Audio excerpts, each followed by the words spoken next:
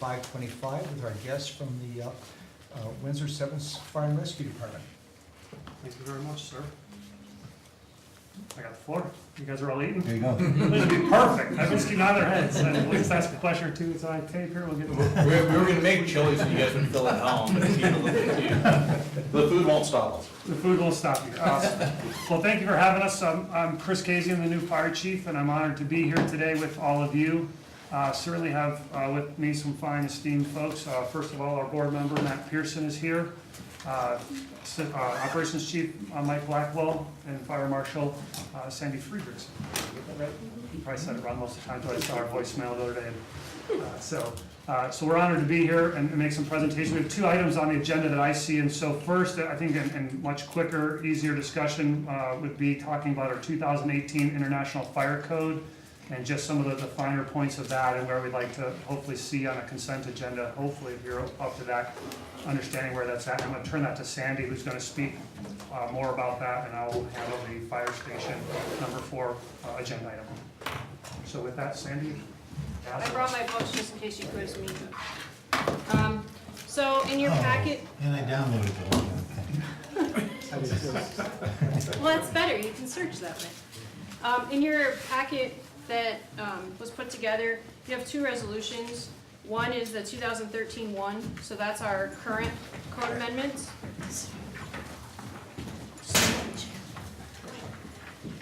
And then the other one. Gentlemen, I've never seen those guys. That's great.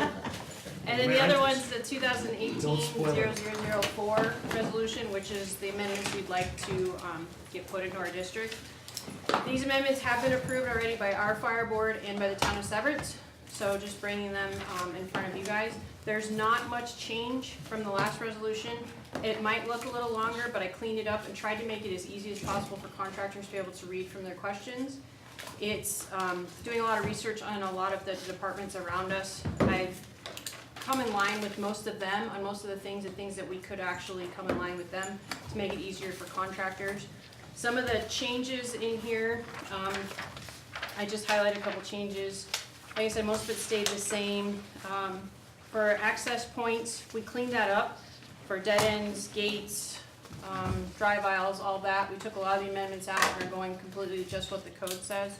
So it makes it easier for people to understand what they're going with that. Address numbers, we did change that up a little bit. It used to be 6 inches tall, contrasting color on the street that it was addressed off of. Well, we found when buildings are 40 feet, 50 feet tall, 6 inches doesn't really mean it. You can't really see that from the road.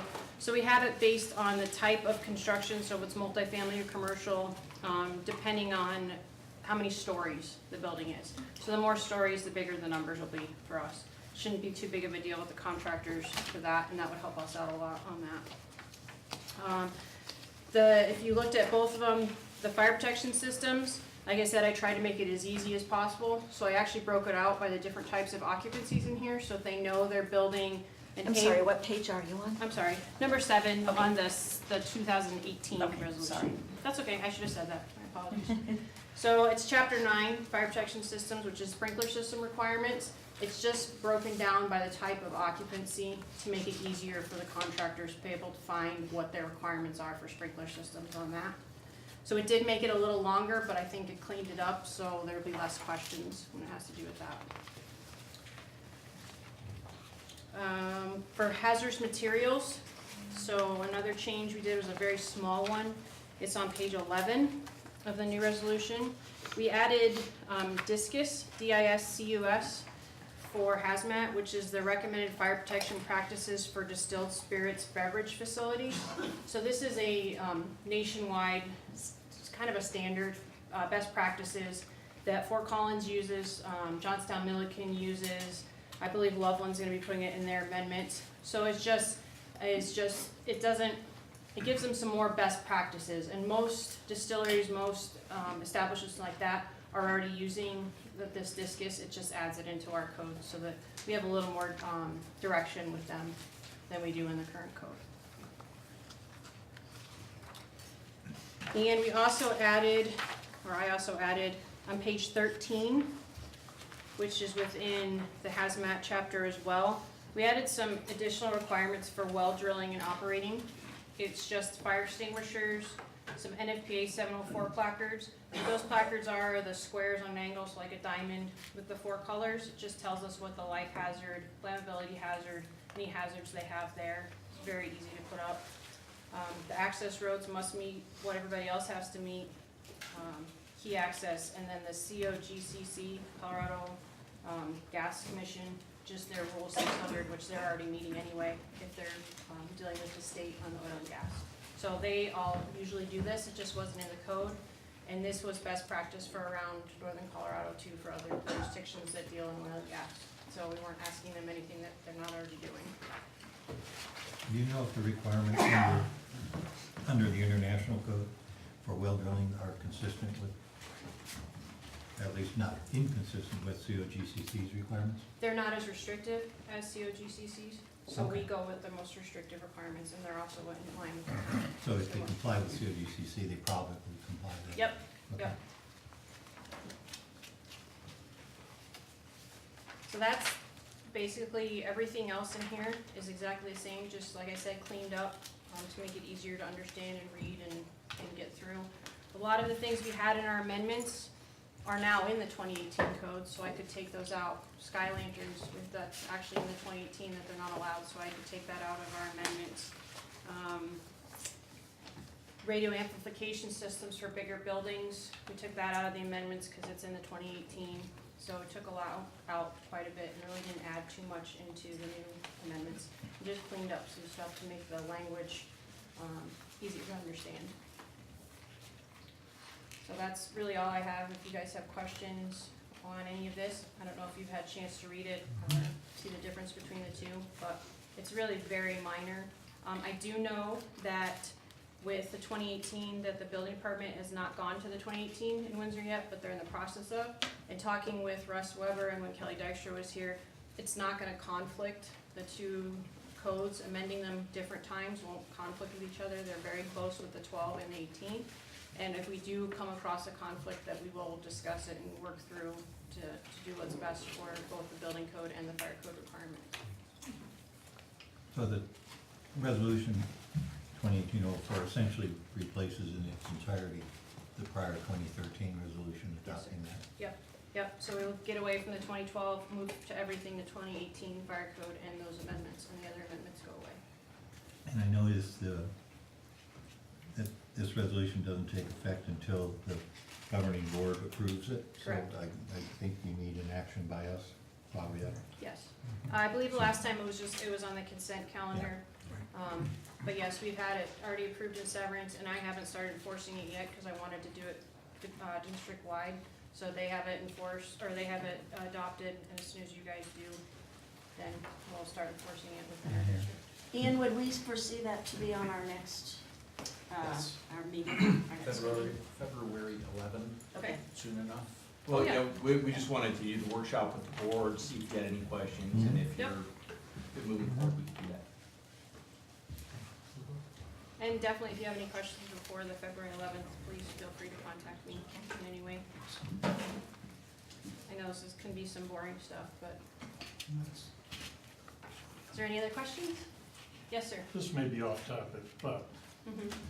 based on your experience, fire department's experience, and I don't know how many times you've had to respond to an oil and gas issue, Mhm. have you rendered, do you have an opinion on the current setback requirements from residential and et cetera? Have you been in a position where you think they may not be enough, or they may be, or they should be adjusted somehow? I don't have an opinion on it. I obviously enforce the code and I can have an idea of what I think, I guess, the setback should be. But in my experience in this district, the setbacks have been fine. We haven't had any issues with anything too close to homes. Everything's been out there. We work very closely with the oil and gas operators in town. I meet with them quarterly for another meeting, but we also talk about a lot of stuff.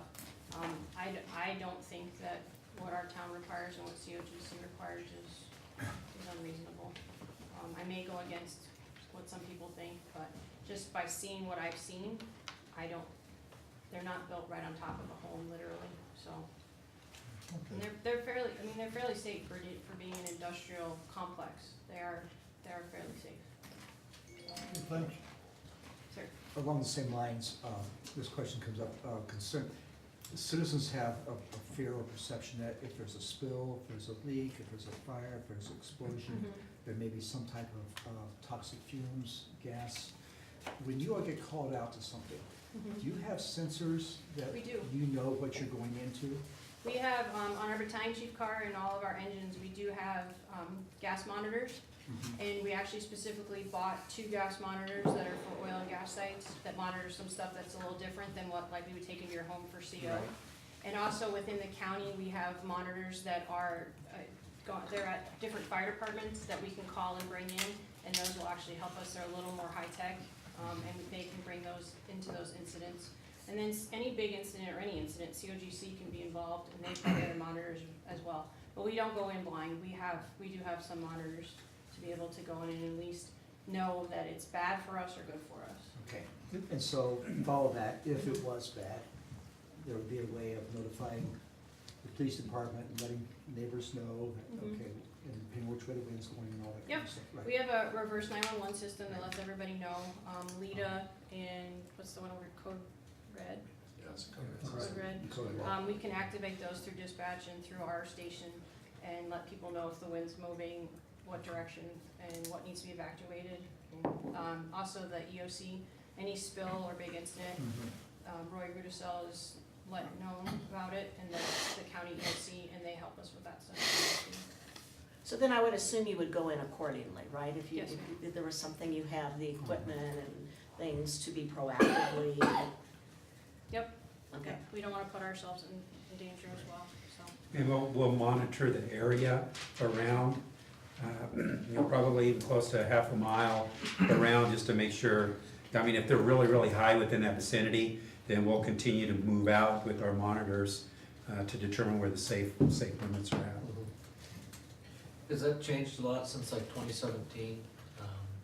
There was an article about the accident that happened out east of town, and the article had somebody who dispatched some of the recordings. I listened to it a long time ago. This all happened before I was elected, but there was some confusion at that time listening to, and I know people go through and they cherry pick. Correct. You I know what know, article so- you're speaking yeah, about. so, yeah, it's not like I sat there and listened to hours and hours of stuff. I just Right. heard a tiny little bit. But has it changed a lot in the last 2 years? It has, and that article, they did cherry pick a lot of stuff out of there to make sure that they got their point across who wrote that article. But yes, we're working with all the oil and gas operators on TRPs, their tactical response plans, that have all of where the staging points are, the hydrants, fire extinguishers, muster points, what the different zones are, so they have it mapped out 100 feet, 250 feet, so we kind of know where, if the wind's blowing, or if anything, we know what those zones are, where the residential are, access points. We've also worked with, throughout the whole county, getting addresses. That was one of the problems we did have for that one, was knowing what the address was, because the entrance to it was way off from where the actual incident was. You could see it luckily, but some of them you can't see because they have their walls up or it's back somewhere. So we're working on it, so everyone will have an actual Weld County address, so that when it comes across for us, we actually have an address we can go to. That's in the works, but we have, all the new ones have gotten addresses on them. We've definitely, like I said, I've been meeting with oil and gas contractors and operators more regularly and being more proactive with them and what they can do, and they're being more proactive with us and what they can do, so that doesn't type of accident, an incident where we couldn't figure out how to get in there, things of that nature. We've been working with them and doing tours, lots of tours of the different sites and different processes that are going on and what we can do.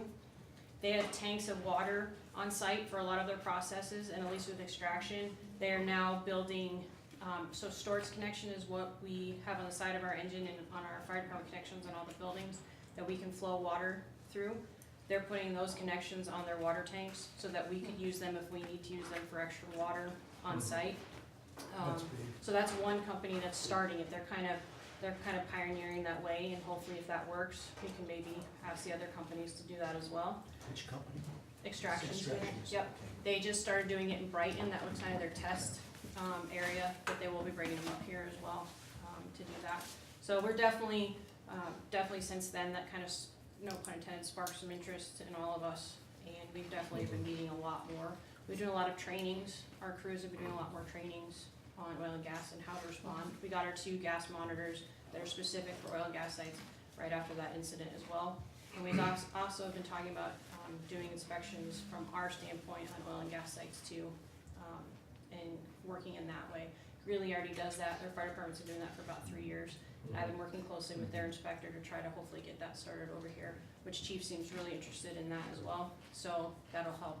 So we that out have too. found them to be, you know, very amenable and compliant to almost any request we've ever made of them Mhm. in terms of, you know, health, safety. And it sounds like your experience has been the same. Every time that Definitely. we have made a request or Yep. we've heard something, they have come and Yep. they comply. Yes, ma'am. Yep. They've been actually pretty easy to work with, and everything that I've ever worked with them and talked with them about, so. So, Okay. there- Perhaps another area that is sort of news to me, but we seem to be able to derail cars in Windsor at some higher rate than I would have imagined. I think, what, we had 3 derailments in the last year? About training. Yeah? Train derailments. Yeah. Are those things that are, I assume it's still within your jurisdiction to respond to those? correct. We haven't had any issues with the ones we've had, thankfully. I wasn't there, so. Our guys do train on that, we've had sent people to various different railroad schools, hazmat schools, we have hazmat techs. So they do train, obviously that's a big piece of equipment that we would need help if we need to move it or whatever, but we would work closely with the railroad company to figure out what we need to do. State hazmat would probably come out if it was a big leak, and the railroad, I'm sure, would have their hazmat folks come out as well. So it's definitely on our radar. Our battalion chief in charge of training, Chief Chapman, has been working on trainings, and we have been going out to rail yards over the years and looking at different trains and steam engines and engines, and how do they work, and how do we shut them down, what shouldn't we touch, and all that kind of stuff. Yeah. So it's definitely in our purview of something that we know is a possibility. We had a pretty good sized derailment here. I was on Jared's shift, I think. Yeah, a couple months ago. and fortunately, those didn't result in any concerns with some hazmat spills and that sort of thing. Our concern, our major concern would be worst case scenario like crude oil. If you remember, we had a lot of those tanks going through the district at one point. We don't see that as No, much that anymore. transloading place closed, must get Yes. closed, so. But those are your worst case scenarios. Yeah. Well, they did some improvements on the rail line this winter, I think Mhm. specific to try to, maybe, I don't know what they found, I don't know if that was why they were having some of the issues, but I know they were making some improvements along the rail line, and I'm guessing part of it was to prevent anything in the future like that. Yeah, I hope so, yeah. So Windsor Severance Fire Rescue, as the name implies, we're fire rescue, we're all hazards, we're capable and ready to respond to whatever we have, and whether it's a railway incident, whether it's an oil incident, whether it's, we're talking about the trucks going up and down the streets are just as hazardous as well, and some of the things we find in our own homes are pretty scary too sometimes. Yes. So we have a plethora of opportunities, and getting the fire code and getting that implementation done to get us all on the same page certainly will help us to sing from the same sheet of music and help facilitate a common operating picture for whoever is on the other receiving end of trying to build a building or keep compliance. And so we appreciate that partnership and interest, and your questions are great ones. And certainly, if there's more questions on how Windsor Severance operates, and we can provide that information to you as an all-hazard agency, we're certainly happy to come back at any time to talk about all the different tools and equipment, or have you to the fire station and give you a show and tell, or someday maybe we'll do a Fire Ops 101 class, we call it, where we have some of you maybe come and spend 10 weeks at the fire station, and a couple other come next time we offer the class, to learn really hands-on what we do and really have a better understanding. But I can tell you, being here is my start of my 3rd week. I'm impressed by what I've seen so far. I've been in the business for long enough to know if there was major holes and concerns that I would have seen them by now for certain. And we certainly have a very astute group of folks that have been engaged to provide the best emergency services for our communities. And I appreciate the hard work Fire Marshal Friedrichsen has done to get this amendments and all these things lined up. you know, and continue to push fire and life safety for occupancies and providing consistency, because that's sometimes where the confusion gets to me, is when there's ambiguity in the code and options for loopholes or whatever, and focusing on fire safety all the time is really our goal. And sometimes that can look funny to people who are trying to build a building, or why do I gotta put a sprinkler system in, or why do I gotta put an exit sign here, or can't I? We can take it to the history books, there's lots of fires for each type of occupancy that bad things have happened, and we don't wanna end up in that history book for many reasons. So I appreciate you guys having great questions, and I'm excited to engage more with you guys. Is there anything else for Sandy? I don't know. I appreciate your concern about residential hazards, because I have a concern about one of my neighbors. Is his name Matt? I've got some I have the concerns. same concern, anything on the fence line anymore, okay? I'm assuming that neighboring districts all already adopted the 2018? It's kind of a mishmash of different districts. Johnstown is the 2006, Milliken's the 2012. Loveland has some of their district is 15, some's 18. Fort Collins is working on the 18 if they haven't already adopted it. Greeley, what do you I think we took it on 18. They're in the 18 already in Greeley. So we're all working to get there. Could So. create an issue at some point, the Yeah, it joint does. response, oh wait, I'm working up. Well, Too bad. no, I was gonna say, our response would be the same whether you're on the 12 or the 18.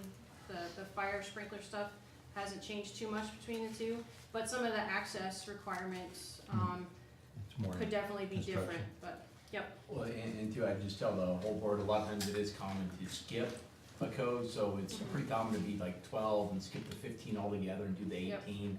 So it's not a big shock to the development community or anybody, so that seems to be more the norm than an Yep. exception Yep. doing that. So I would think that we would have kind of a shotgun when we look out at the different communities and what codes are on, because there really isn't, you know, any Yeah. standard on April 1st will all adopt the new code. It's pretty, you know, for philosophies and departments and how they Yeah. adopt these. The 2015 wasn't liked by many fire districts and people around the country, so it didn't get adopted in a lot of places. So a lot of us waited for the 18 for things to get written better. They weren't written as well in the 15. And we don't have a state fire marshal in Colorado. If we did, they would say, as of April 1st, you need to adopt this. So since we don't have one of those, it's up to each jurisdiction to adopt the code and their amendments. And you drafted this amendment? Yes, sir. Lawyers love that kind of stuff. You're very well done. Thank It's you. nice. I was tracking through it. And I tried to make it easier to understand. The last one was very, sorry, and the last one was very lawyer-esque, and it was hard to read for some people. I tried to make it a little easier to read this thing. So it is an every 3-year process, as well as, so Shane had mentioned, you know, and adopting it or skipping a generation, if you will, or there's sometimes where it just isn't something a lot of places wanna do, or it could be, on your side, there's reasons why we don't wanna do that. They come in all different shapes and sizes, so, anyway, I think Sandy's done a great job, and thank you for recognizing that, and I'm impressed by the work that she's done to get us to here, and we'll be excited to see us get this off and then start implementing it and enforcing it. So whatever time it's on a consent agenda or being heard, if you don't want to get on a consent agenda, we'll be here for that meeting and able to answer any more questions you may have. And certainly leading up to that, feel free to contact us accordingly. So if the board was okay with it, we could put it on February 11th. Right. So. Yeah. I would stagger the date too. I'll probably talk with Scott and figure out what would be a good date, just so that the projects that are in now will stay with the 12, and then we'll pick a date. I'll make it and effective on. That's when, from that point forward, anything that comes in will then be off the 18. Right. So that's. I kind of see a everybody. consensus, so I think Oh, yes. to put it on the February 11th. Great, Mayor. Would be Certainly can. We'll have Sandy get a date effective. We provided a suggested date to be effective as Yep. well then to the Yep. board. Thank you. Great. So are we ready for part 2 to see the proposal location and summary? Oh, we're so ready. This is great. Well, thank you for giving me a chance to talk. As you know, I like to chat, and I love working with boards. So I'm a big believer that government can be good, and government can always be better. And so sometimes people find that to be an interesting comment, but I really do believe we as elected officials and as staff charged with managing and leading our communities have a really big responsibility to make sure we're doing things the best we can do them. And what a great first introduction to me, coming here to meet with all of you, talking about station number 4. And so I'll start with maybe the history that I understand, and please fill in whatever we got, and we'll go from there.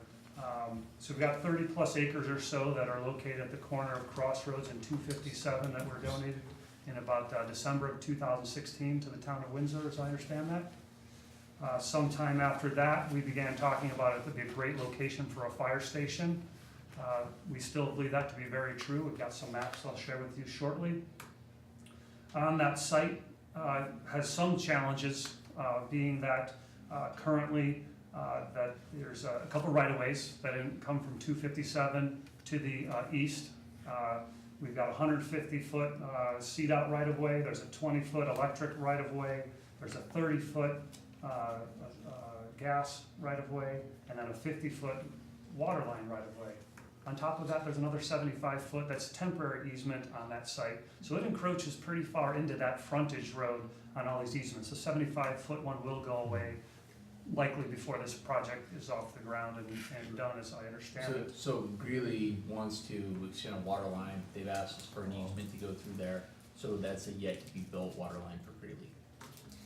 So, And there's not a better alternative for that, or? No, I think when our engineering staff looked at it versus going under the highway, it seemed like it was better to kind of keep it out of the travel right away. Sandy's got a handout there that she can pass around if you'd like to see some of those different colors there that symbolize those different options. And It so, sounds like it's not going away. What's that? Sounds like that's not going Well, away. the temporary will be The temporary, permanent 75-foot construction easement. And Oh, just during the construction? Yes, sir. Okay.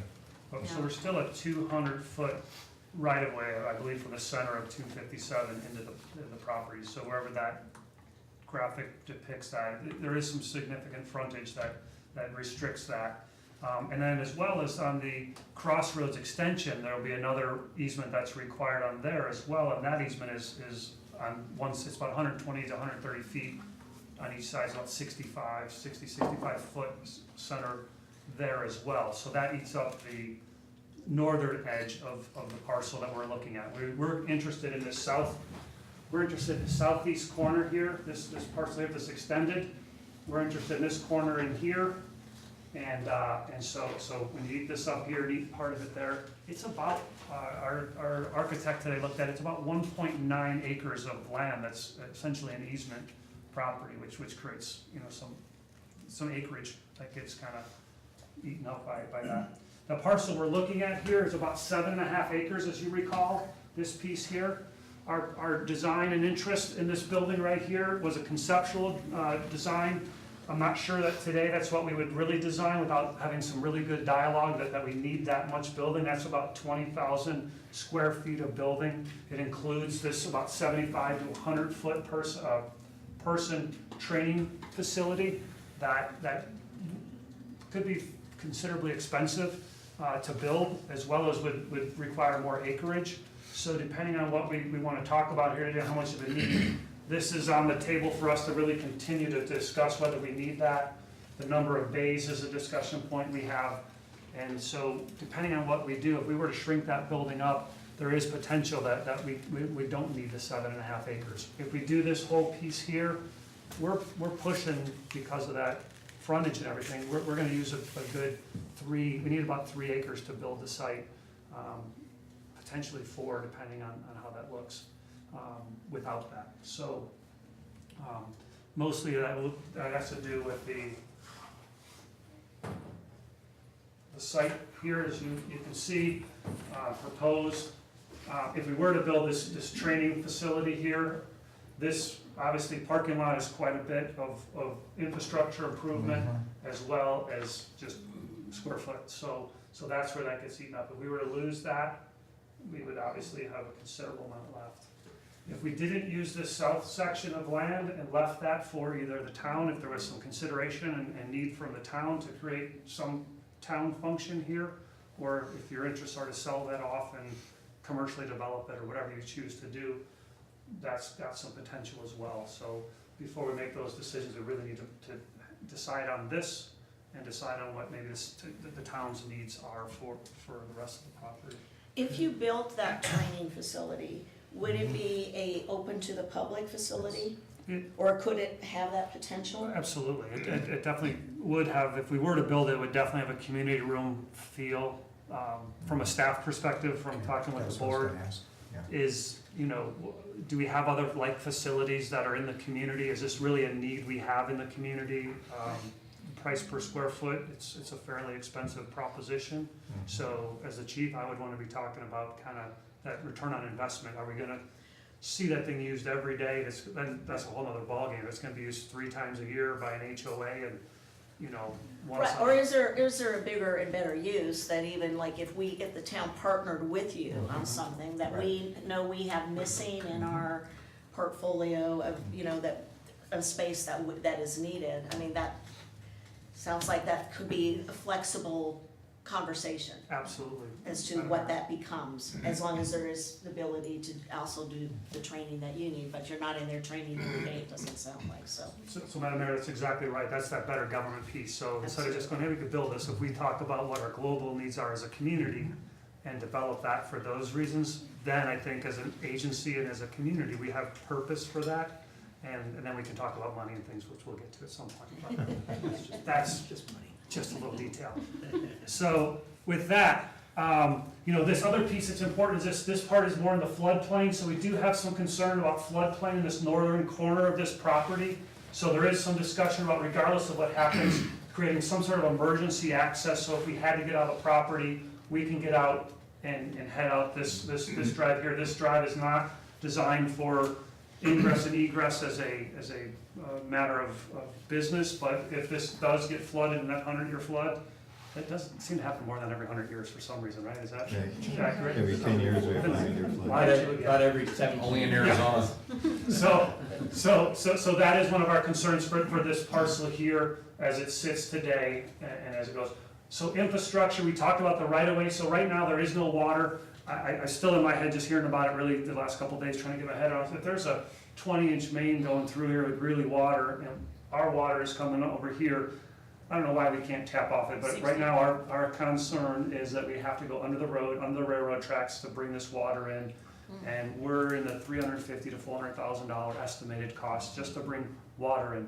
We're not certain where the gas is yet, because we haven't really been able to get an answer. So where the nearest gas is, if we have to tap in the gas and go bore underneath again, that's, another hundreds of thousands of dollars worth of infrastructure improvements. And then we've got this road, which is about 400 or so feet of road, and I don't know what it costs to build a road, but it probably is more than I got in my pocket.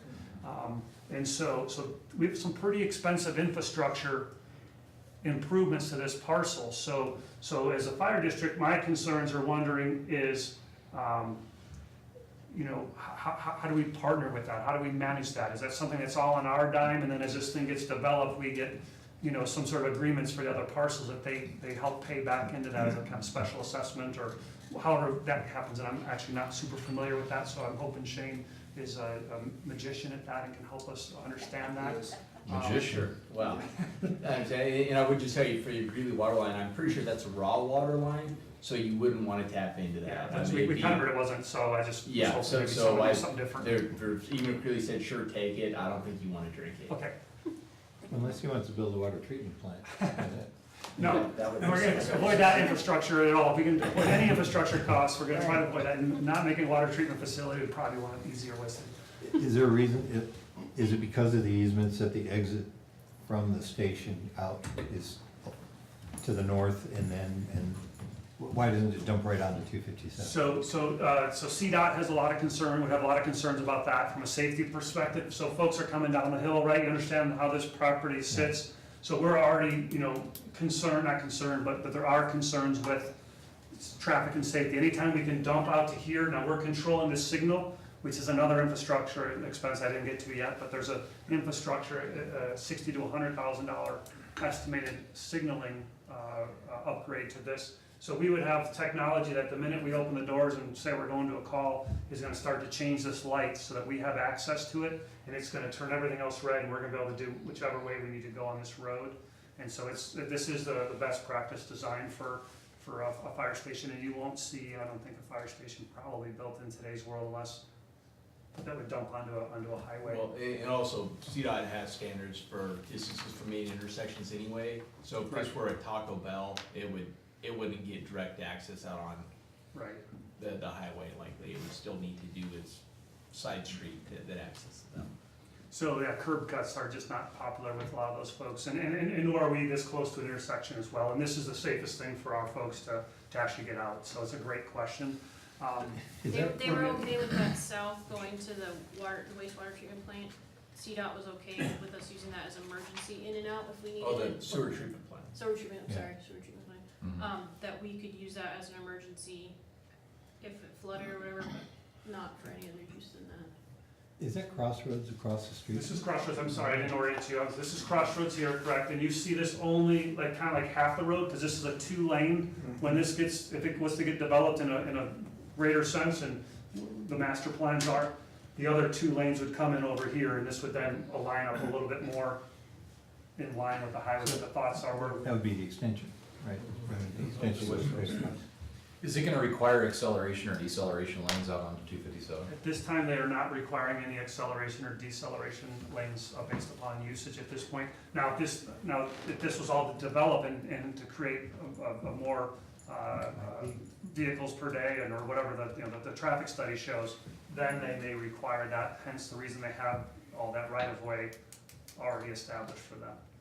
So that's the lay of the land there as it speaks. Some of the concerns that we have really are that, the numbers I threw out there add up to, that could easily be $1 million in infrastructure costs, or more possibly. So as a fire district, that does make me twitch and probably my boss too. So we want to talk about that or think about that in the back of our brains as we move forward. Are there any questions about anything I've talked about so far, anything new, or is all pretty much, you guys got this all on board and you with old stuff? I just wanted to ask, and I don't expect you to maybe know this answer. The training facility and whatever that might involve, does Windsor Severance Fire partner at all with Ames to use their training facility out there? Okay, then you, all right. So I just didn't know if it was necessary because of whatever facilities they have out there, and maybe that. So currently, they do not have an auditorium or a classroom style. Their training facilities of the size of this nature are much more in the bays, bad acoustics, not good for AVs, that type of stuff. However, we were talking this morning at a meeting, and there is some plans to implement those things. So again, from us, if they're looking at implementing those things, I would much rather host the class there and have that built there than duplicate efforts. Good government, again, back to that statement, and save those kind of dollars. I mean, this is in the $2 million range probably to build that, so it's not cheap. You still, plus the parking lot, plus you gotta run the facility all year round too. So that's that. Are there any questions about the site itself, Marcel? I don't know if it's a site, the cover letter you had sent with that makes a reference to kind of detailing what the station will or won't be. There's a reference that says potentially an ambulance out of the station, but I guess I'm surprised it wouldn't be a joint fire EMT for paramedic squad. So we work in I tandem. live close to that. Me too. I live right here, except the lake. I live right here. Senior resorts up the street. So, They need an ambulance too. so we work closely with UCH, right? So they run the ambulance, we own the ambulance. It's a great partnership. Looking at call loading, looking at the model, all those pieces kind of need to come together. Very preliminary as to whether the model makes sense, whether they want to do this. So if it was our ambulance we would have at least a more firm answer. Got it. But what we don't want to do is not create that space for growth, because if it's not there today, I'm pretty sure that we will see that in some form or fashion, there an ambulance being there. That's not a guarantee or promise, just my instinct based upon the growth in the area. So I won't live to see it. Because it's not there, so I won't. I'm right down the road. Just give me your address and I hear it out. I watched The Office. Not personal thing. Pick up the red phone, statement of the It's not attached. Backfill. Yeah, exactly. Well, actually, this is not truth in advertising. I was a paramedic. I'm not really You anymore. borrowed I the shirt. still can That's make it a until I make it. One quick question. You know, as far as this goes, it looks like infrastructure is a big challenge. Mhm. And a lot of that's probably on the other side of the road, a lot of it's already there, a lot of it's just where the location is. Is it conceivable, or are you looking at other spots if it becomes too cost prohibitive, where you might have to build it elsewhere? Well, as a staff, I'm sure we've looked at a couple different sites. I know there was another site that staff definitely looked at one point in time as far as a location that would be good or potential. I really think that this site, as it sits today, and we're putting our energy in this, and if for whatever reason, you know, we haven't talked about the, you know, what do you guys need for the parcel and how, you know, where that's at. So that's a big, you know, X factor in this, and so when we kind of get to that point, that will help tell us a little bit. But, so that's a great segue though, but for us to get to that access straight up to Crossroads, to be able to get down 257 or be able to go up 257, this is a prime location for us. So this location is our first choice. Like any good fire chief, I've got 3 more in the back pocket. I just don't know where they are right now, so I'll find out. So with that, I want to show you this map here.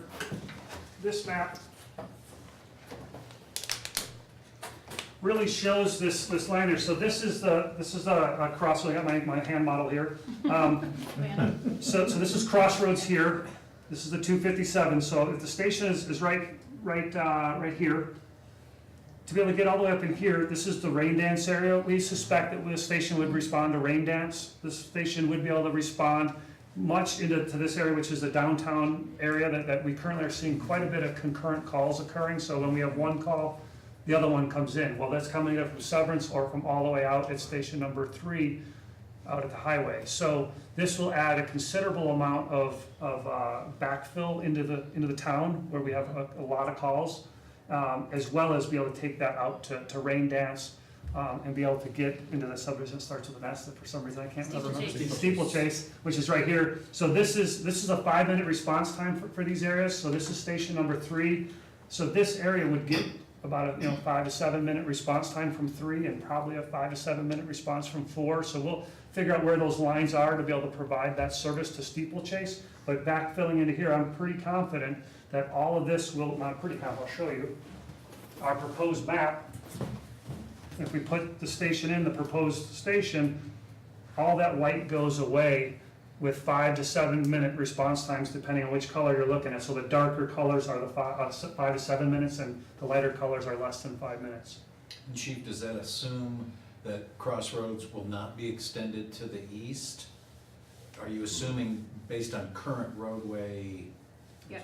Yes, okay, I heard a couple of yeses. Crossroads stops at the edge of our property, Yeah. not going into, Not going east? No. Okay. no. But if it does go through, again, that station would respond, and this station also, what I didn't show on that the other last map I showed you was the kind of corporate park as well, which is not being served with a under 5 minute response time, and this will create that opportunity for the corporate park, I believe, right there, to get.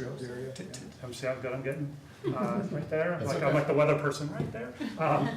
And so the corporate park will get better service as well by this station, as well as all the way up through rain dance, and as well as to the south as well down here. So it really provides a very valuable, so we're very interested in that. Hopefully the infrastructure doesn't become cost prohibitive, and then the opportunities for any partnerships and or mutual interest in any of the development of this parcel. So I think that really is a good segue into, there's a zoning issue. Currently, this is zoned recreation and open space.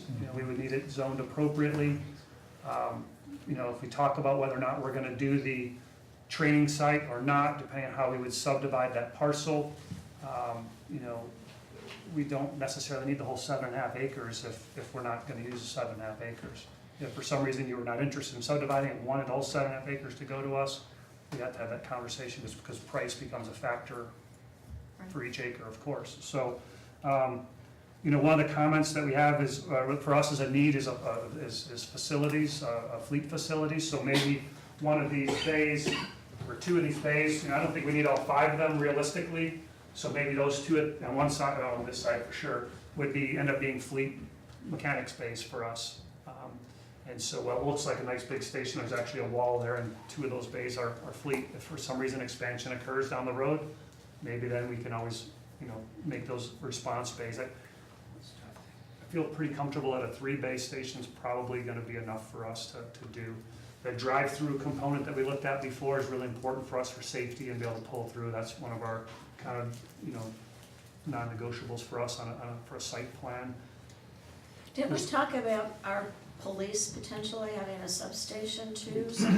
Yeah. I mean, in partnering with Well, that as well, or? I think that Sandy brought that up as a possibility, so I can tell you from the town standpoint, we're definitely gonna need a substation, probably sooner than later, Mayor. I don't know that this is where the chief, I think the fire department's done a good job of saying this is how we can serve the community, this is how we dispatch. I don't know that on our side, we've said this would be ideal for a substation, but it's certainly something that's out there for us. Okay. So certainly if we were to subdivide that land, and create that opportunity, that southern piece, if that became, a viable option for you, then we kind of have a little public safety area there, if you will, maybe some opportunity for some training and things like that could happen on site. Not a training tower that we're burning in or anything like that, but maybe some opportunities where it's maybe a building where they're doing some of their tactical training and we can do some of our search and rescues and things like that. So that's, again, good government, back to what I said, opportunities to share those things.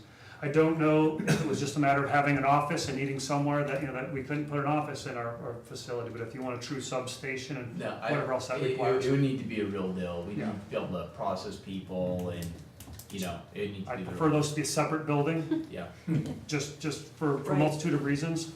Certainly could be in a public safety building if that's what you want to do, but it doesn't sound like you're looking for a substation. I think that could and should be done. But you still could experience some cost efficiencies if we needed something there and you need something there and we all work together and we're doing, dirt work to get, I mean. Like water You're and like gonna have, gas. you're gonna have some Parking shared lot. efficiencies along those Infrastructure, lines. every station be a. Well, kind of in the realm of where the training facility would be. We could have our own. It could be as close as that. Again, if we wanted to do something, let me go back to the site map. So on the site map, if you were to do something, here, well, again, and probably slightly in the weeds a little bit, and the police chief isn't here to talk about this, so I don't need to speak for him. I barely know him, met him twice. But, if you did something here and this made sense, or it was separate, or wherever it goes, there's just a lot of decisions we can make now about subdividing this land, where it goes, and then what you want to do to the south or not. And maybe we did that, we leave the south parcel where it's at, so for future growth, development, we like this training grounds, whatever that is, there's a lot of opportunities. And, well, there is a lot of land here, I've noticed. It's going fast and there's a lot of, planned development and growth. So for us to be thinking about this ahead of the curve and thinking about this for 5 years and 10 years down the road, that's where, again, we're doing good government and thinking ahead. I talked about why I want it. I'm just about done to how much we gonna wrap this up for. Seal the deal. No. I question in the back, sir. Well, I guess ask Shane, what was the total acreage that Roll gave us? they said it's 30. 30, 35. It's more than that. Is it? Maybe those two parcels.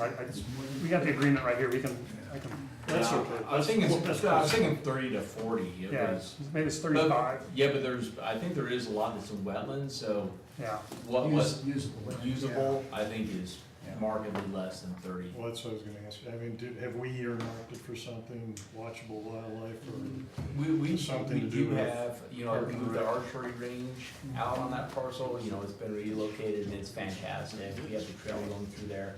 I haven't heard Eric talk about any other recreational uses, for this, so.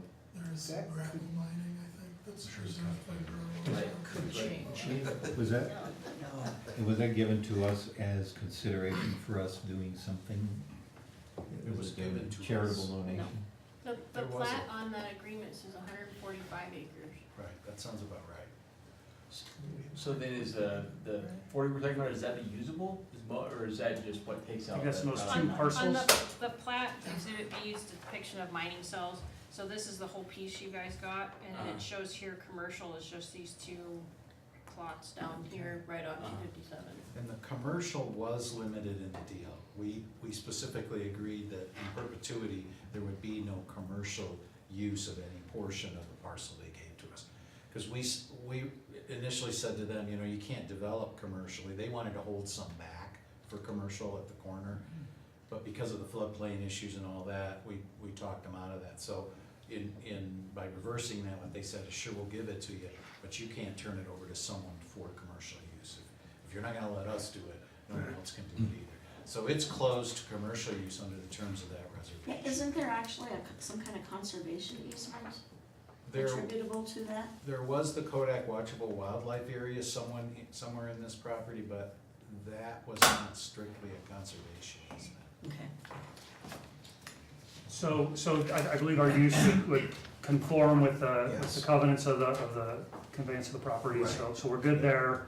If there's no commercial allowed, then I guess that those would beg the question, then recoupment of some of those infrastructure costs would be fairly limited as to who would be coming in under a non-commercial base. There goes the donut Probably shop. true. There's the donut shop and coffee shop, which I was ready to open up. I mean, as a, new resident of town, want to be a small business owner, let my wife own it. Where's my own. Chris's. Where's the Bitter Trail fall on that map? Does it goes behind? It's over, it's a north, Goes it's behind. north and east. Is there anything on here show the Pooter? No. Oh, it's, I can figure it out on my map. Is that it? Yeah, That's yeah. it. Okay, yeah, that's it. So, So it's not impacted at all. Yeah. No, we Other won't get than anywhere near the. More users from the fire station on the Right. trail. Improve safety on the trail, right? Yes. Somebody gets hurt. so our real question is, Stumble over. if we look at this, to be able to help serve the town of Windsor primarily, I mean, it's just, the Windsor Severance Fire and Rescue, our fire district that we're looking at, we're just one cog, so we'll add a fourth station into this mix to be able to provide for the greater 100 square miles that we protect. But this station truly is located in and focused on its primary response area being in majority of the town of Windsor, focused on that. And so where do we fall as it relates to this conveyance of property? Is it an opportunity where we can handshake and we build a fire station and we all are happy? Is it a matter of you have to sell it at fair market value? What's that market value at? How do we work on this, the infrastructure piece, which is, considerably hefty for a fire district to undertake on our own, which would then maybe force us to look somewhere else and find something that's far less. Having $1 million off before we even start the project puts us in a lot of different areas that we could be buying something. So, Right. I don't know. I don't know what that means. I don't know where it goes. And you'd like to have this planted by July 1st. Well, Yes, July it's 1st gonna is be our, we extended the agreement to have this Yeah, discussion, so we fine. can try to get somewhere by July Yeah, 1st. you said.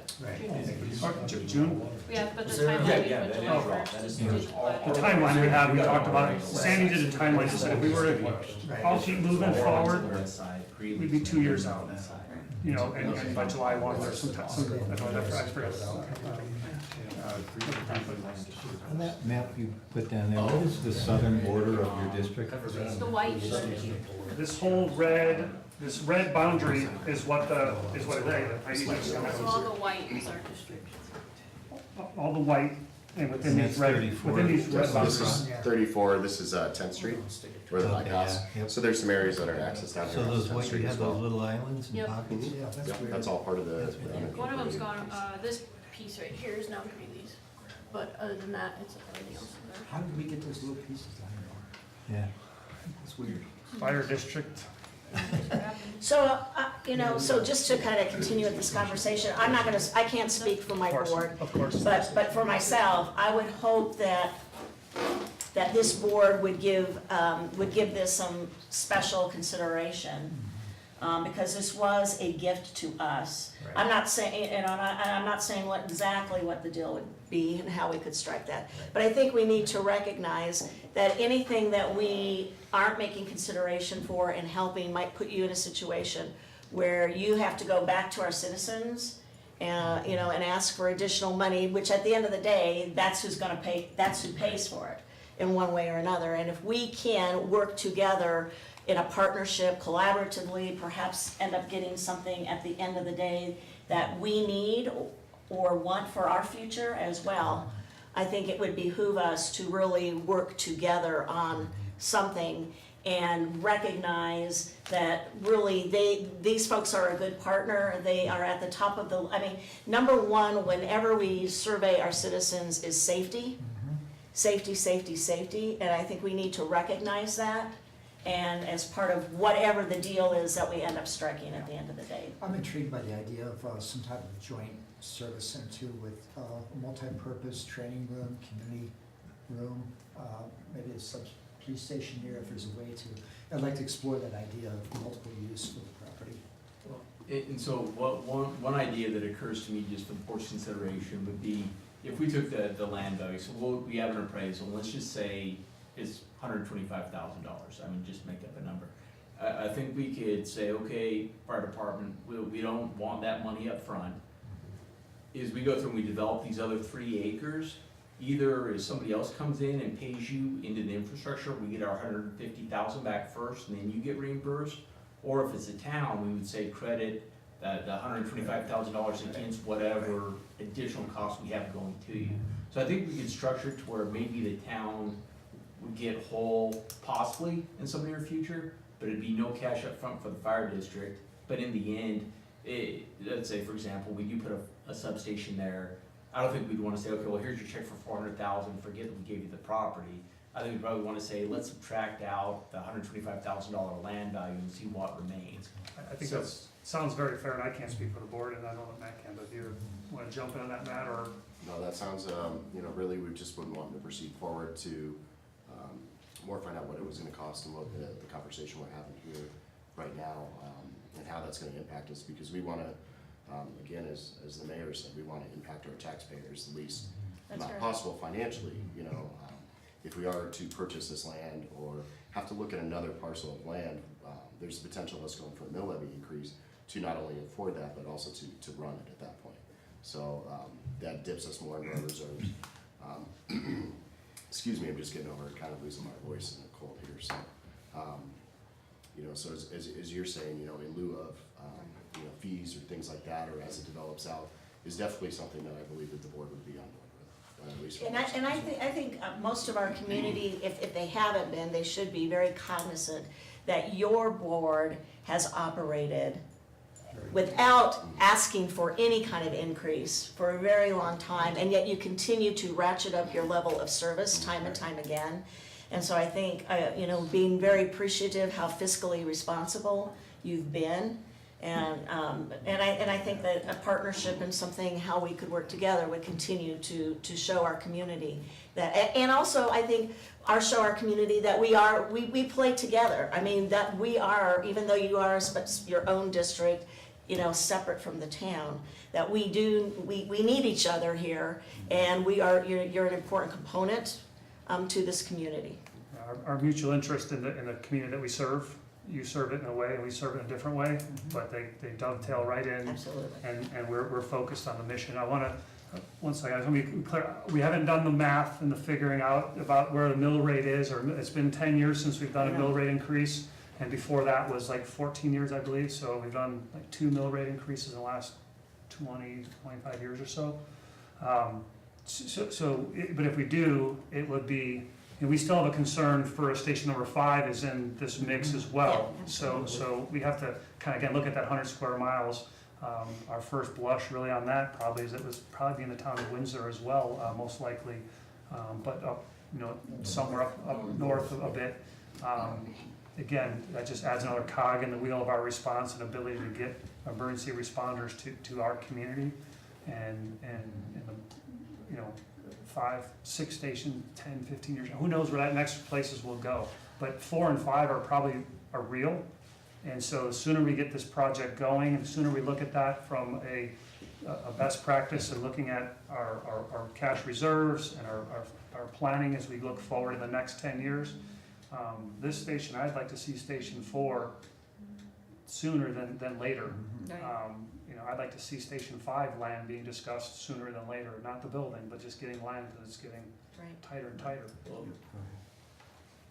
I was just curious, you know, relative to station number 3 and the beautiful Severance station, is there any ballpark guesstimate as to what Yeah. a station's gonna cost? I mean, granted, there's the contingencies for going boring and maybe So- that is $1 million in contingencies or whatever, but the actual building itself, regardless of where it's put, So maybe now, option A without a training facility, option B with one. so this presentation right here is about 20,000 square feet.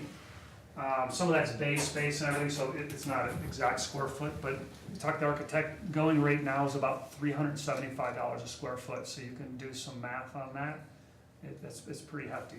And so that's where we need to have a good discussion about really what does the programming of this building need to have, and haphazardly say, we'll just throw a training center and that would be really nice to have. There, like I said, it's probably a $2 million endeavor that it's not quite half of that building, but it's a good, Well, and the 20,000's without the training facility? no, that's with the training, yeah. The training area that's on here, Five the tower bays. to the left of it is about 7,000 square feet. About 7,000 square It's feet. about $2.4 million in the numbers that our architect gave us. Does that square footage only account for the building itself, or does it account everything else you need to, it doesn't account for any of It's the, just the construction, Okay, it's just not the the parking construction. lot, it's not filling the building. it's with not anything. additional vehicles that you would need or any of that? That's No, just, and fire No, it's and all shelter or any anything. personnel.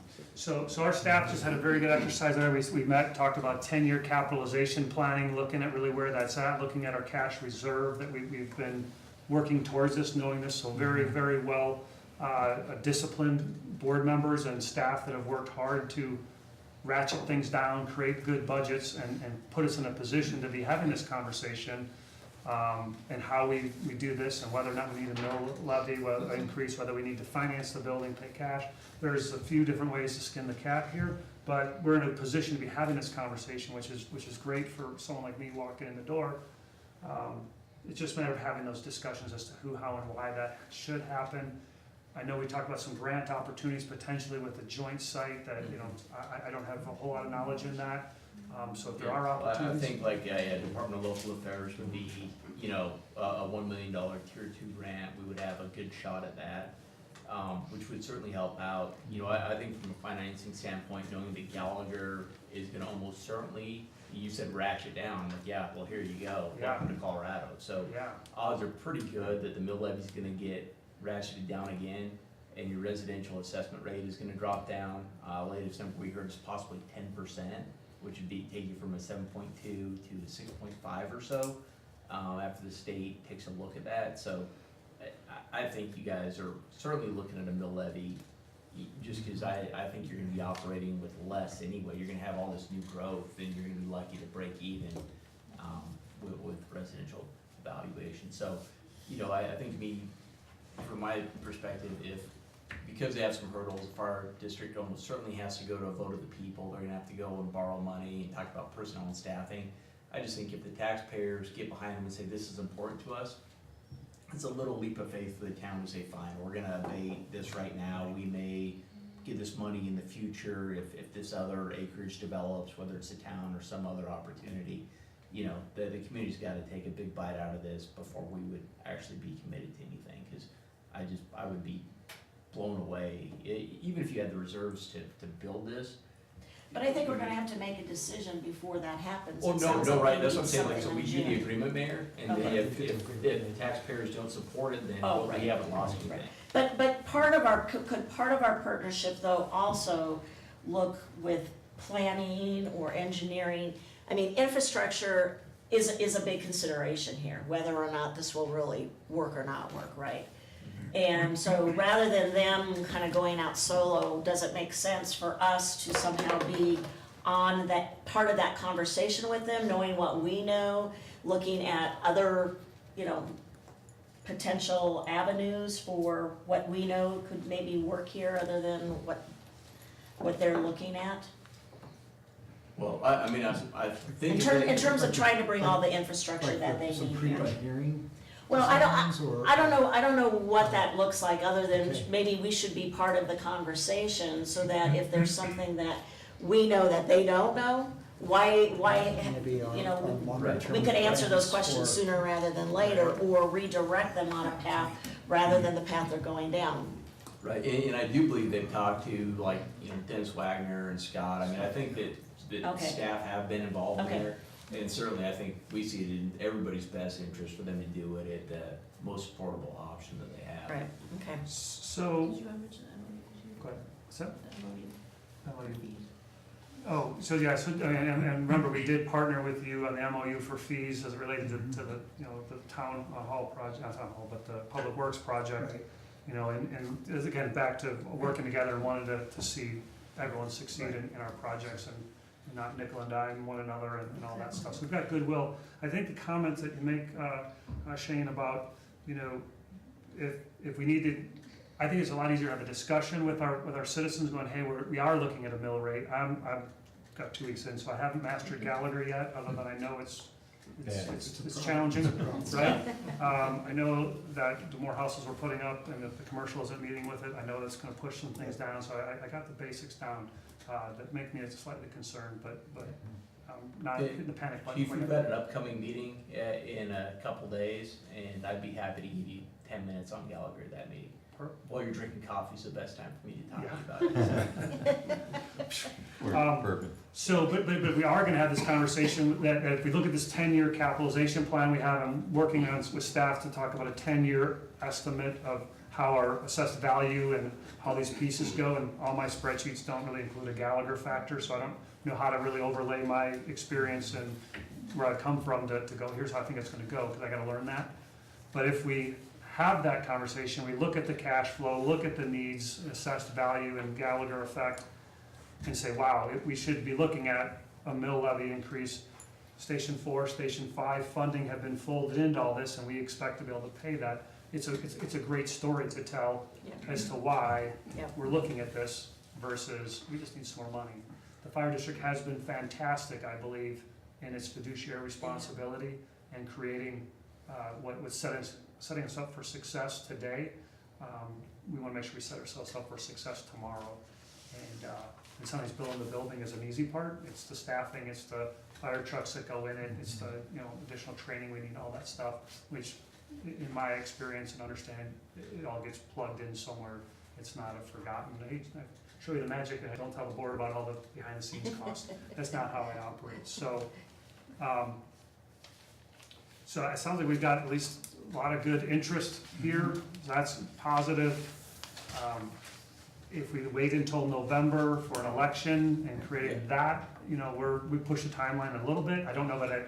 So we could start creating some kind of, what would it be, an IGA initially? I think kind of or like a development agreement. some kind of an initial agreement between the parties so that they could have what they, I was thinking that we would create a purchase and sale agreement for the land and build contingencies into that capture what we've talked about, that if it closes, then we go the next step to some form of further agreement on the development of the property. So I'm seeing it as 2 steps. We've got basically an option agreement right now that gives the department the option to purchase the property so that we get the purchase out of the way, set up whatever contingencies we need to so that you can go, no-go on the purchase. But if you do purchase, then the next step would be, to the extent we are able to reach agreements on the development and use of the property, I would see that as a second agreement. would that work for you and what you're faced with your schedule? I can't speak for the board. It sounds very possible, Ian, and so I'm thinking hearing you talk about that. So if we were to purchase, you know, the land, we come up with whatever that number is. Shane's 125 keeps ringing in my head. I know he said it was just a number, but I you know, that's what I heard. So I think I might be working on a agreement already. Repeat that. You said he was a magician earlier, so. Seems to be a problem. He didn't mean thousand. 1.25 million. And then if it was somehow, if there's a partnership, I mean, I don't know, is there a way that we say we purchase this land and then that money can be reinvested by the city, by the town back into the infrastructure? because you have a vested interest in that infrastructure, or some portion of it, or The something. concept for me, it would be more like, that the fire department does the infrastructure, and however the rest of that land develops, you would have a reimbursement agreement for that, to where you get a percentage of it back. If that happens to be the town, then we would take your purchase agreement and subtract it to what we owe you for that development. Mhm. So I would think that we would hold our purchase price, whatever that is, in abeyance until the rest of that property developed, whether that was another user or that was the town. And then at that point, we would basically, compare numbers and see who owed who at that point. But I would think we would probably just hold that in abeyance would be my concept, to where they didn't have to come up with more cash than they're already putting out with, all the infrastructure costs. Because otherwise, if we took the purchase price, we put it into infrastructure, I mean, we could do that, Mayor. I just, to me, I'm not sure if we go to develop, if we still owe them for roads, if we're all in, if a third party comes in and develops there, who gets reimbursed, or where does that money come from? Yeah, I know, this is uncharted water for me, right? So Yeah. there's probably a couple ways to do it that will work. I think your comment about the cash, trying to not put too much, in our basket that we're funding is part of the problem. Right, well, and I think it'd be a good message to the taxpayers too, that they'll have a question to take up if you do go, but I think that the town working with you on this certainly would help. Yeah. But on the other end, it really wouldn't be a gift, it would just be kind of an abeyance until, for the future, so. So who would potentially be other developers on that site if no commercial is allowed? What is allowed? I'm saying another use, so anything would be, Another use that doesn't generate revenue, That would not which would be generate revenue, government. right? mhm, It might be a community park. That's for sure. right. I mean, it could be likely another town use, again, I don't wanna, the chief's not here, and we're just barely scratching the surface on substation and where that would be. Substation it's clear to me, but aside from substation, but I saw a park, if you developed a park there, that might be then that user that would help trigger Mhm. some reimbursement costs. If you had to have the bathrooms on a site or something, or, I'm just trying to figure where, it sounds all good, but if nothing can be developed, then there's really not a mechanism for us to ever get reimbursed. Right. The only thing that might help is if there is residential or commercial development on the other streets, and the developer has to pay certain developmental fees. That could help reimburse some of the I infrastructure. don't know what's. But I don't think there's any zoning No, like just that to the south in is that counted. near There's vicinity. nothing. yes. I think I you don't would think there's be a- limited if it weren't the town doing use in there, Yeah. but again, to me, I see that our, whatever the property's worth, 125 an acre or whatever I told you earlier. He pulls rabbits out of hats. So, It's so, increasing. I thought they were the politicians and you were this. so. He's only been here 9 months, so we're, Well, whatever that is, I would think that wouldn't be due until the rest of it developed. And so it would be, if it doesn't develop, the town would have a risk as well. If we don't use it and we don't have another party that can use it, it would have just been, that the value of land is never due, but then you'd be holding the bag on whatever infrastructure you put in. So, Ian, is there a discussion then about a time limit? So, hey, so this land this agreement's in place, and in 10 years you don't develop anything? Normally Then it's it- 10 years, but we have had developers in the past come in and say, hey, look, due to the recession or this or that, we'd like an extension. And I don't think there's anything statutorily preventing the board at that time to say, sure, we'll give you a 5-year reprieve or whatever that is. I'm wondering about the abeyance, I think is the word you used. So if in 10 years we're stagnant, we haven't paid you for the land, right? We put the infrastructure in, is there a point where that debt gets erased from our, Given, gets conveyed to us by, so long? Are you trying to write the entire agreement right now, chief, or? are we I'm just gonna- trying to think, if I gotta tell my board, hey, there's some win, if the city, if the town doesn't ever develop, and a substation never comes in, or whatever, the park doesn't happen, but we're sitting on, now you're at 125 an acre, so we're 4 acres, so we're at, $5 million, $500,000 rather, 500,000. That gets, Well, and so those would be details. I mean, I think what No. we need to do is sit down as staff and say, okay, here we go. You take it to your board, I take it to mine, and we say, here's the draft, what do you think? So, I think they would need to look at it in whole. Well, and I would hope again, I'm just talking personally, that we would be reasonable about this and not trying to get like, you know, as much. I mean, again, I think we have to go back to, this property was given to us, so I think we have to look at, you know, what we're doing here, and it's not like this is a for-profit entity that's trying to develop and is asking for this, so. And if the fire station didn't buy it, what would our other options be to sell it, really? Well, it'd probably be more District, yeah. par, maybe More type of in Park, school, yeah. With the So, you know, floodplain and all that. really limited use for the area. But I think we saw the big long-term master plan for parks, and it wasn't in this vicinity, so I think we've got that kind of worked out in that direction, so I think even that is not. Well, On and the then radar. as residents, we all benefit from We all the do. fire station. You know, Absolutely. first time you call 911, you want them there Yeah. 5 minutes ago, so. Yeah, So we you know need where to we gotta be on decide, time. you need to decide also, the size of your project. Yes, Whether it's 4 acres or 7.5 acres. yes. And that might depend a little bit on whether or not the training facility becomes also a community room or those type of things too. So we still need some concepts to work out, it sounds like. Yeah, training room would be a community room, like, it would definitely be a dual purpose, so that it would just be whether or not we see that there's a need and a value at that price per square foot in this project. And our numbers are totally preliminary, we really gotta get, if we take the next level to, we just talked about Mayor, if we get the next kind of agreement, or this is really solidifying, then we really need to, you know, work with our board to find out how much more engineering and cost we wanna invest before we really, you know, in engagement, before we get married, you know, part, and how we really know that these numbers are this, or maybe we're wrong, you know, maybe it's 2 million, and this is totally off the table, we gotta Right. invest some money in engineering, we gotta do that. So kind of what I'm thinking, this is kind of a question for Ian, so if we had kind of a purchase agreement, and then we had an attachment IGA or an MOU or something, that just had kind of some of these high-level concepts, you know, like, it's our intent to work together, and we just kind of had the bookmarks of what the deal could look like from the board saying, this isn't every detail of that agreement, but this is pretty close to what our intent is.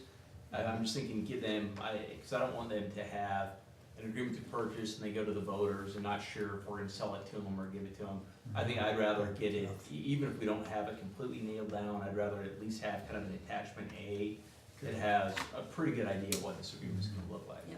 It tells a good story for our citizens. Yes. It helps us all feel a little more comfortable.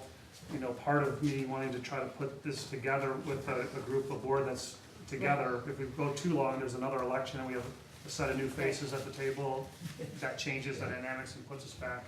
Well, and again, why I would be very comfortable selling that story, even at the end of the day, if it was given, for whatever reason, is because safety is the number one value and the number one concern. I mean, I've been here for almost 10 years, and every single survey we've ever done has safety, safety, safety at the top of the list. So this just happens to be an entity that is not under the town's purview, but it certainly is something that affects all of our citizens across the board. Well, the taxpayers pay us, the taxpayers pay them, so ultimately it's money going between taxpayers, so. Yeah, Right. It behooves us all to do it, but at the same time, you know, we work together, want yeah. to work together. Right. We're not here with a handout, you know, we'd be happy to take No. it for free, but we understand there's a cost and a fairness to everyone, and we want to be fair. And whatever fair looks like, I think we can get there. I had a very positive feel from this, well, I think, Shane, your comment about some bookmarks are important, maybe Ian working on some language. I know we can work with our board to, you know, get some more consensus if this is beginning to solidify a little bit more, so that we can continue this and then come back to the table Right. whenever the next right time, and Shane and I will talk and get some better feelings for when that needs to be to get to the next level, but. I get a sense certainly that we're all willing to cooperate. Absolutely. But I think Ian will have to drive this bus a bit, just because however we received it, it is an asset of the town. Absolutely. And we do have a duty to protect its value, or at least somehow realize value. Understand that. So there's gonna be some legal parameters to what we can and can't do, and I'm happy to, it'll be, I'll have to structure some sort of. Fully expect that and fully understand and appreciate your guys' passion, dedication. Mayor, your comments about safety and our citizens are spot on and very much what I'm used to in the communities I've worked, and want to maintain that. So when our citizens don't feel safe. So I think as we move forward, we can just delegate the continued conversation to happen between our town manager and our fire chief, and